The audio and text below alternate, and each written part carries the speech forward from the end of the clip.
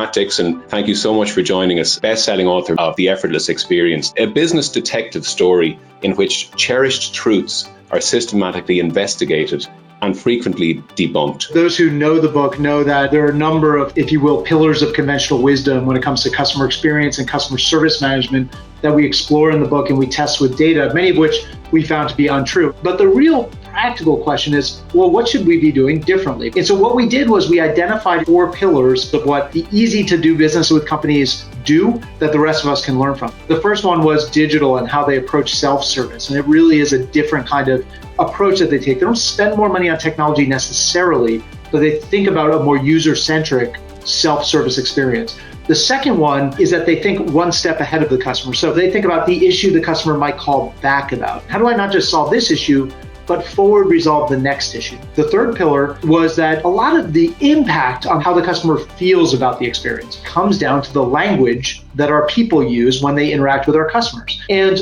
there are tons of opportunities there to engineer a low effort experience, even when in fact it was a high effort experience, but we can make our customer feel better about it through the language that we use. And the last pillar is that in that world of more demanding customers who expect a personalized experience, who are calling about the complex, nuanced issues, the way you get control is that you actually give more control to your frontline. And that's the fourth pillar, is just the way that we manage our frontline people. We incentivize them, we reward them, the kind of culture we create, and how we think about the people side of our business, who we hire, and how we manage those individuals. And do we trust the people we hire to take ownership of the customer experience? And have we equipped them with the technology and the tools they need to be successful, increasingly when working from home, of course? And again, this is one that I think COVID has really forced companies to reckon with.